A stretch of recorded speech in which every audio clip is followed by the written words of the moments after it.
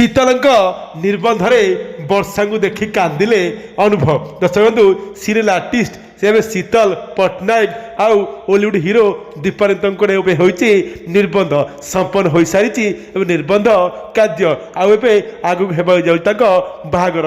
ନିର୍ବନ୍ଧ ପାର୍ଟିରେ କୁଆଡ଼େ ଯୋଗ ଦେଇଛନ୍ତି ଓଲିଉଡ୍ର କୁଆଡ଼େ ତାରକା ଆକ୍ଟର ଆଉ ଆର୍ଟିଷ୍ଟ ମାନେ। ଏଥିରେ ମଧ୍ୟ ଉଭୟ ବର୍ଷା ପ୍ରିୟଦର୍ଶିନୀ ଆଉ ଓଲିଉଡ୍ ସୁପରଷ୍ଟାର ଅଭିନେତା ଅନୁପ ମହାନ୍ତି ଯୋଗ ଦେଇଥିବାର ସୂଚନା ହେଉଛି। ଉଭୟ ମିଶିକରି ଦୀପାନିତ ଆଉ ଶୀତଳଙ୍କ ନିର୍ବନ୍ଧ ପାର୍ଟିରେ ଫଙ୍କସନ୍ ପାର୍ଟିରେ କୁଆଡ଼େ ନିୟୋଜିତ ହୋଇ ସମସ୍ତଙ୍କୁ ଦେଇছে ସମ୍ବର୍ଦ୍ଧନା, শুভেচ্ছা ଆଉ শুভକାମନା। ତେବେ ଖବର ମୁତାବକ ଗୋଟେ ଦୀପାନିତ ଆଉ ଶୀତଳଙ୍କ ମ୍ୟାରେଜରେ ଗୋଟେ ସବୁ କଳାକାରମାନେ ଆସିବା ପରେ ପରେ ଗୋଟେ ଶେଷରେ ଗୋଟେ ନିଜ ରାଗରସା ଭୁଲିଯାଏ ପୁଣି ଥରେ ଅଭିନେତା ଅନୁପ ମହାନ୍ତି ଅଭିନେତ୍ରୀ ବର୍ଷା ପ୍ରିୟଦର୍ଶିନୀ ଏକାଠି ଗୋଟିଏ ଜାଗାରେ ଦେଖା ହୋଇଥିବାର ମୁଲାକାତ ହୋଇଥିବାର ସୂଚନା ହେଉଛି।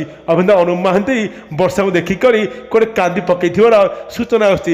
ମନେ ପକାଇଛନ୍ତି ସେ ପୁରୁଣା କଥା ଆଉ ପୁରୁଣା ବିତି ଯାଇଥିବା ସବୁ ମୁହୂର୍ତ୍ତ ଆଉ ସମ୍ପର୍କ।